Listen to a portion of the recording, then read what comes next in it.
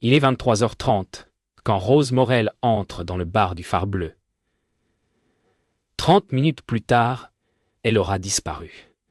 Personne ne saura dire à quel moment exact la fête a tourné au drame. La musique couvrait tout.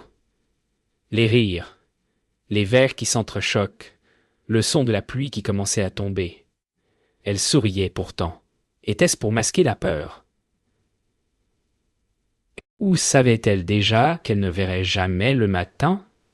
Autour d'elle, les regards glissaient, les conversations se figeaient.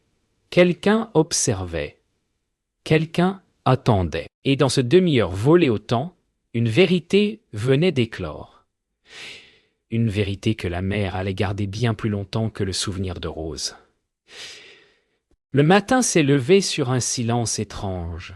Le bar du Phare Bleu, encore humide de pluie, semblait n'avoir jamais existé la veille. Paul Duret nettoyait le comptoir sans parler. Ses mains tremblaient. Mais pas à cause du froid. Le verre qu'il frottait brillait trop. Comme pour effacer quelque chose qu'on ne devait pas voir. Un gendarme prenait des notes. L'air absent. Personne ne prononçait le nom de Rose. Était-elle partie d'elle-même? Ou quelqu'un l'avait-il aidée à disparaître? Les traces de pas sur le sol se mêlaient à celles du matin. Et dans le reflet des bouteilles, Paul croyait encore la voir danser. Sur la jetée, la mer semblait avaler la lumière. Camille Lenoir marchait seule, son carnet serré contre sa poitrine. Elle avait entendu les rumeurs dès l'aube. Une femme manquante, une robe retrouvée dans l'eau. Mais elle savait déjà qui. La pluie de la veille avait lavé les preuves, mais pas les secrets. Elle s'arrêta, leva les yeux vers le ciel lourd, et nota 3 mots. Elle n'est pas tombée. Dans la ville, les gens chuchotaient, mais personne n'osait prononcer ce qu'ils pensaient tous. Quelqu'un l'a prise, et la mère n'était pas coupable. L'après-midi, la nouvelle s'était répandue comme une traînée de poudre. Au commissariat, les visages se fermaient dès qu'on prononçait son nom. Antoine Rivière arriva le dernier, les yeux rouges, prétextant la fatigue. Mais son regard évitait celui du capitaine. Son alibi était fragile. Un appel à minuit, une panne de voiture, une route déserte. Et quand on lui demanda quand il avait vu Rose pour la dernière fois, il répondit « Trop vite !»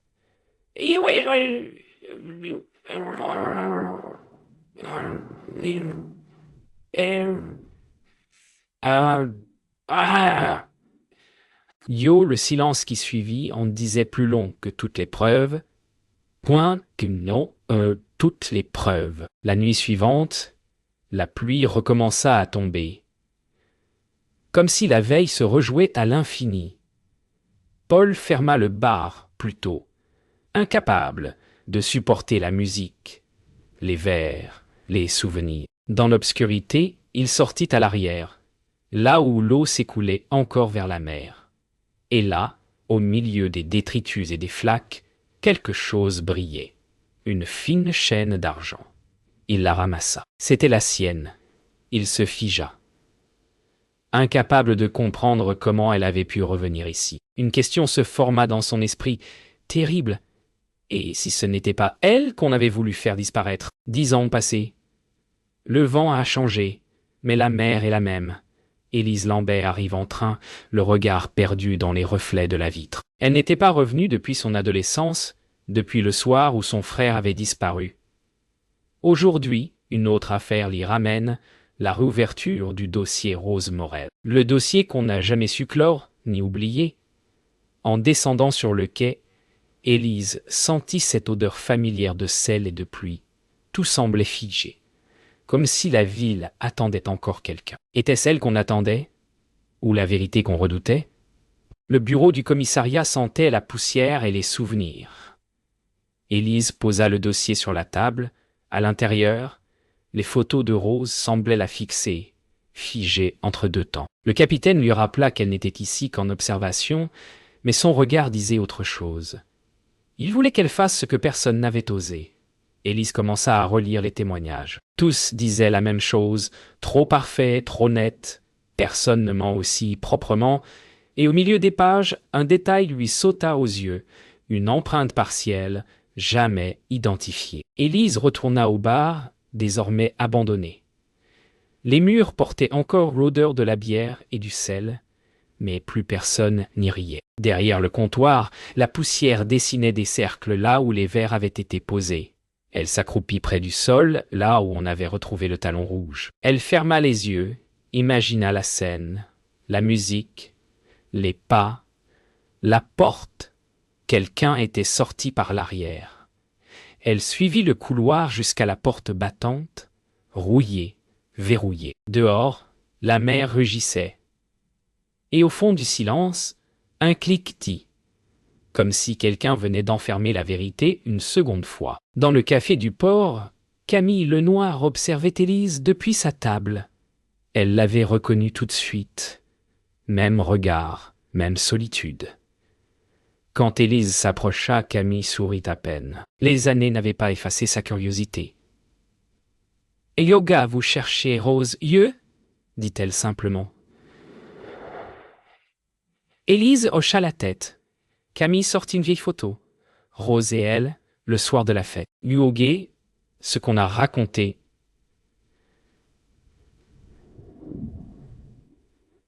N'est pas ce qu'il s'est passé. Yo, sa voix tremblait. Élise sentit un frisson. Pour la première fois, quelqu'un admettait qu'il restait encore quelque chose à dire. Ce soir-là, Élise ne trouva pas le sommeil. Elle rouvrit le dossier encore et encore, chaque page semblant respirer. Puis elle prit son téléphone, composa un numéro qu'elle connaissait trop bien. Une voix masculine répondit « Fatigué », celle d'Antoine Rivière. 10 ans après, il habitait toujours ici. « Yoga, on doit parler de Rose dit-elle. Silence. Puis une phrase à peine audible. « Ego, je savais qu'un jour vous reviendriez. » Yo, et dans ce silence, Élise comprit qu'elle n'était pas venue pour résoudre une affaire. Elle était revenue pour réveiller un fantôme. Élise retourna marcher sur la plage au lever du jour. Le vent était si fort qu'il effaçait ses pas aussitôt. Elle regardait la mer et se souvenait de son frère, disparu presque au même endroit, des années avant Rose. 2 disparitions, 2 silences. Et soudain, cette sensation étrange. Les dates coïncidaient presque. Était-ce une coïncidence ou un message qu'elle n'avait jamais voulu entendre? Elle s'accroupit, prit une poignée de sable humide et murmura « Yoga, qu'est-ce que tu veux que je voie ?»« Yo, la mer, indifférente, » lui répondit par un grondement. Le lendemain, Élise consulta les anciens rapports d'audience. Parmi les témoins, un nom revint, Camille Lenoir. Elle l'avait déjà rencontré, mais ce qu'elle lut cette fois changea tout. Camille avait parlé d'une dispute dans la ruelle, peu avant la disparition. Une voix d'homme, un cri étouffé. Rien de tout cela n'avait été consigné officiellement. Quand Élise l'interrogea de nouveau, Camille détourna le regard. « Yoga, j'ai eu peur, dit-elle. »« Yo demande à Élise. » Camille resta silencieuse, puis répondit lentement. « Ego de ce qu'on m'aurait forcé à voir. » Yo. En fouillant les archives, Élise découvrit une série de photos non classées. La soirée du phare bleu, prise par un invité. Sur l'une d'elles, Rose riait, mais juste derrière elle, un visage se détachait dans l'ombre. Celui de Paul Duret. Il la regardait, non pas comme un homme observe une cliente, mais comme quelqu'un qui sait. Élise observa la photo à la loupe. Le reflet d'une montre sur le mur indiquait l'heure. 23h48, 12 minutes avant la disparition. Elle ressentit un vertige. Et si Paul n'avait jamais dit toute la vérité, Élise se rendit au cimetière, là où le frère qu'elle avait perdu n'avait jamais eu de tombe.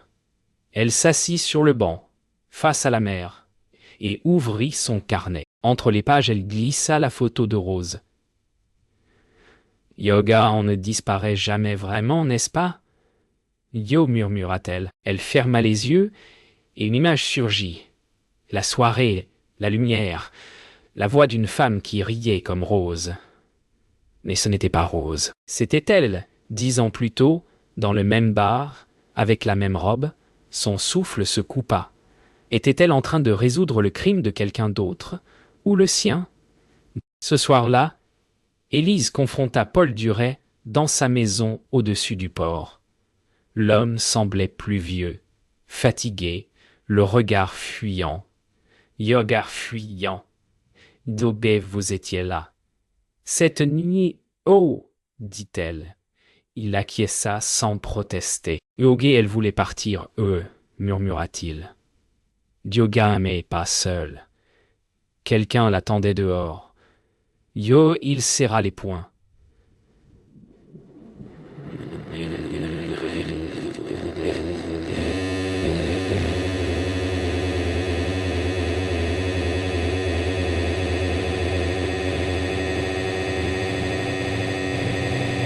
Elle montra la photo, celle où il apparaissait dans le reflet. Paul baissa la tête. Et Augé, ce n'est pas elle que je regardais. C'était vous. You, le silence tomba lourd. Et pour la première fois, Élise comprit que les frontières du passé s'effaçaient. La ville semblait différente depuis qu'Élise remuait la poussière. Les regards se détournaient dans la rue, les conversations s'interrompaient à son passage. Au commissariat, on commençait à lui dire de hoguer et laisser tomber « yeux ». Mais elle savait ce que ce genre de phrase voulait dire. On s'approchait trop près. Cette fois, elle décida d'aller voir Antoine Rivière. Devant sa maison, elle hésita. Les volets étaient fermés, mais la lumière du salon filtrait faiblement. Elle frappa. Une ombre bougea. « Yogué, entrez, dit une voix. Et tout redevint silencieux. Antoine l'accueillit, sans sourire. Son salon sentait la cendre et le silence. Il posa une tasse de café sur la table, sans la regarder. « Diobé, je ne voulais pas qu'elle meure, yo, dit-il. Élise resta immobile. « Yoga, alors dites-moi ce qu'il s'est passé. » Yo, il inspira profondément. Yoga, elle voulait tout quitter. Moi, la ville, tout. Elle disait qu'elle avait peur. Elle a reçu un message ce soir-là. Quelqu'un devait l'aider à partir. Yo, il laissa échapper un souffle tremblant. Yoga, ce n'était pas moi. Yo, Élise nota chaque mot, mais dans ses yeux, elle vit autre chose. La peur d'un homme qui sait qu'il est déjà complice du silence. Le lendemain, Élise visita l'ancienne collègue de Rose, une infirmière du nom de Jeanne. Dans sa voix tremblait encore la peur. Elle raconta que Rose s'était confiée à elle. Quelqu'un la faisait chanter. Des photos, une menace, un chantage silencieux. Élise comprit alors que Rose n'était pas seulement une victime, mais une proie. Et que tout le monde, d'une manière ou d'une autre, avait préféré détourner le regard. La ville entière savait, et personne n'avait rien dit. Élise retourna voir Camille, le soir même. La journaliste avait bu. Ses yeux luisaient d'une lucidité amère. « Yogué, tu veux savoir ce que j'ai vu ?»« Yo !» dit-elle. D'obé tout le monde. La moitié de cette ville savait qu'Antoine voyait Rose. L'autre moitié savait qu'elle voulait partir. Et quand elle a disparu, ils ont tous choisi le silence. Parce qu'ici, le silence, c'est ce qui nous tient ensemble. Yo, Élise sentit une colère froide monter. Yoga, vous avez couvert un crime. Yo, Camille secoua la tête. Non. On a couvert une vérité qu'on ne voulait pas voir. Yo, cette nuit-là, Élise marcha seule sur la digue. Le vent hurlait, la mer frappait les rochers comme une bête enragée. Dans le vacarme, elle entendit des mots qu'elle n'avait jamais dits à voix haute. Et si tout cela n'était pas à propos de Rose, son cœur battait trop vite. Les images de son frère, de Rose, de cette photo où elle croyait se voir elle-même, tout se mêlait. Elle comprit soudain que les disparitions n'étaient pas séparées, que la vérité qu'elle poursuivait depuis 10 ans avait toujours eu le même visage, le sien. Élise ouvrit à nouveau le dossier, cette fois dans le silence total. Les visages des témoins, les dates, les lieux, tout se superposait. En bas d'une photo, elle remarqua une signature presque effacée. E. Lambert. Son propre nom. Le sang se retira de son visage. Elle n'avait jamais signé ce rapport. Comment son nom pouvait-il figurer sur un document datant d'avant son arrivée à la police? Était-ce une erreur ou un avertissement laissé pour elle depuis longtemps? Elle sentit la pièce tourner, et pour la première fois, elle se demanda « Depuis quand enquête-t-elle vraiment ?» Elle décida de fouiller les archives internes. Au fond d'un tiroir, elle découvrit un vieux rapport concernant la disparition de son frère. Même écriture, même encre, même mots que ceux du dossier de Rose. Les deux affaires avaient été rédigées par la même main. Une phrase revenait « Sujet aperçu pour la dernière fois au phare bleu ». Élise sentit ses doigts trembler. C'était impossible. Son frère avait disparu avant la construction du bar. Quelqu'un avait réécrit l'histoire. Et elle comprit. La vérité avait été modifiée, déplacée, maquillée, comme un miroir qu'on tourne pour qu'il reflète autre chose. Élise retourna au phare bleu, seule. Le vent s'engouffrait dans les fissures du bâtiment. Elle posa la main sur le comptoir, là où tout avait commencé. La poussière collait à ses doigts. Dans un éclat de verre au sol, elle vit son reflet et celui de Rose, se confondant, indissociables. Un bruit derrière elle la fit sursauter. Paul Duret se tenait dans l'ombre. « Yogué, vous saviez, n'est-ce pas ?» Yo demanda-t-elle. Il hocha lentement la tête. « Yogué, ce n'est pas moi qui ai tué Rose. C'est la ville entière. » Yo, sa voix tremblait. « Yogué ? Mais vous, Élise, pourquoi portait-elle votre prénom dans ces papiers ?» Do, Camille appela Élise en pleine nuit. Sa voix tremblait. « Yoga, j'ai retrouvé quelque chose dans mes archives, Yo, » dit-elle. Quand Élise arriva, Camille lui tendit une vieille coupure de presse. Disparition d'une jeune femme. Élise, monsieur, la photo n'était ni Rose, ni Élise. C'était entre les deux, comme si le visage appartenait à quelqu'un d'autre ou à toutes les deux. « Eh gars, on dirait toi, Yo » murmura Camille. Élise recula, les mains tremblantes. Ce visage semblait les observer toutes les deux. « Yoga, ce n'est pas moi. »« Ye » souffla-t-elle. Mais au fond d'elle, elle n'en était plus certaine. Cette nuit-là, Élise rêva qu'elle marchait dans le bar vide, vêtue de la robe crème de Rose. Dans le miroir derrière le comptoir, elle ne se voyait plus. C'était Rose qui la regardait. Elle murmura « Yogo, pourquoi moi ?» Yeux et la voix répondit, douce et lointaine. « Yagé, parce que tu es venu trop tard ?» Yo, Élise se réveilla en sursaut, le souffle court. Sur la table de chevet, la photo de Rose était tombée au sol, brisée en deux. Elle ramassa les morceaux. L'un montrait le visage de Rose, l'autre le sien. Et pour la première fois, elle ne sut plus lequel appartenait à qui. L'aube se leva sur une ville sans couleur. Élise se rendit au poste, le regard vide.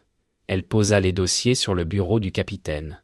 « Yogué, tout est là, oh » dit-elle simplement. Il ouvrit le premier dossier, feuilleta les pages, puis leva les yeux. « Yoga, vous savez ce que cela implique ?»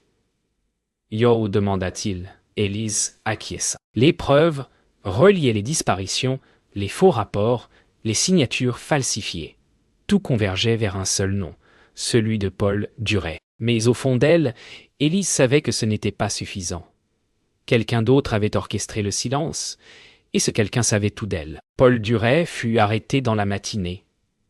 Élise l'observa derrière la vitre sans teint, immobile. Il semblait soulagé, presque apaisé. Quand elle entra, il lui adressa un sourire triste. « Yogué, vous croyez que c'est moi ?»« dit-il calmement. « Eh gars, ce n'est pas moi qui ai tué Rose.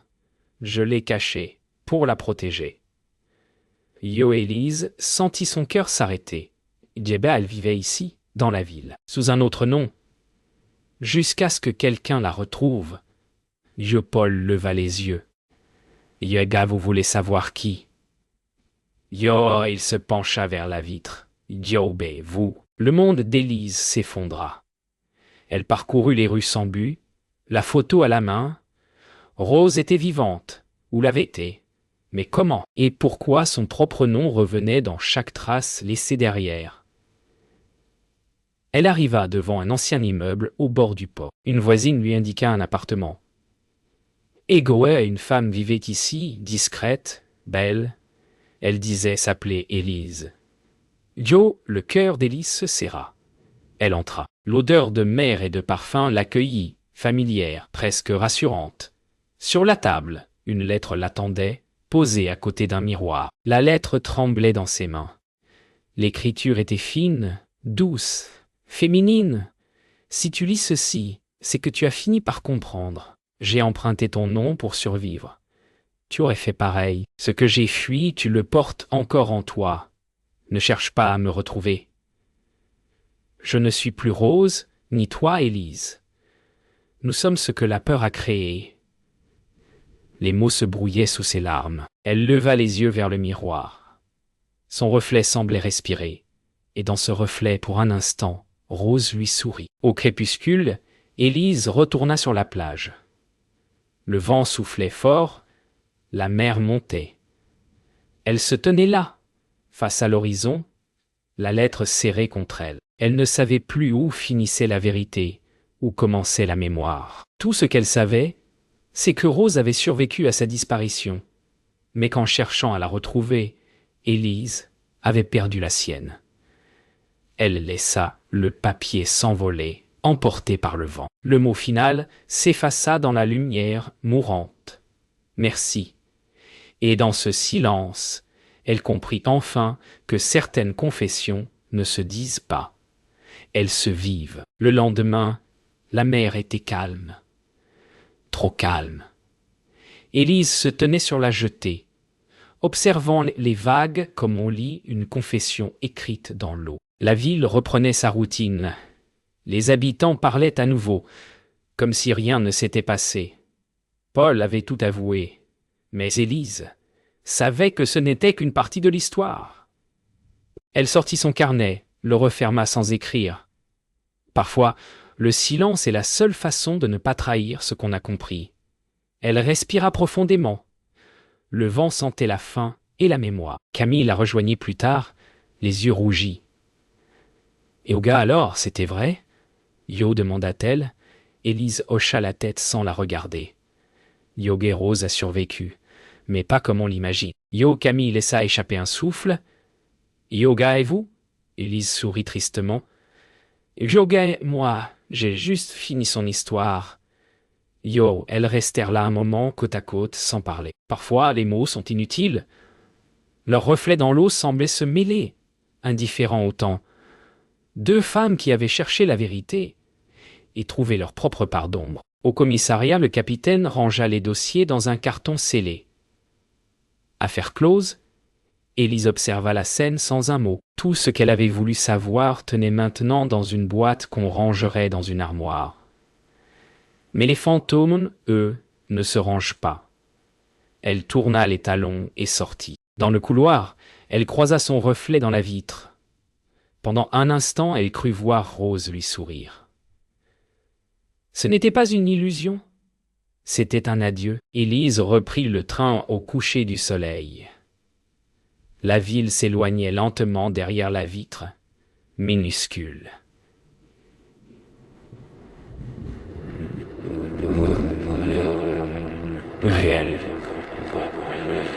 Elle pensa à tout ce qu'elle avait découvert, à tout ce qu'elle ne pourrait jamais dire. Par la fenêtre, la mer se mêlait au ciel, sans frontières. Elle se demanda combien d'histoires finissaient vraiment et combien continuaient sous une autre forme. Puis, dans le reflet du verre, elle crut voir Rose assise à côté d'elle, regardant le même horizon. Et pour la première fois, elle ne chercha pas à comprendre. La nuit tomba quand le train quitta la côte. Élise ferma les yeux enfin. Dans son esprit, la voix de Rose résonna doucement. On ne disparaît jamais. On change de visage. Yo, un sourire effleura ses lèvres. Peut-être que la vérité n'était pas faite pour être dite, mais pour être portée. Elle pensa à la mer, au vent, au bar, à la lumière du dernier soir. Puis le silence la prit, calme, presque tendre. Le monde continuait, et quelque part, une autre rose vivait, quelque part dans la mémoire de ceux qui ont aimé.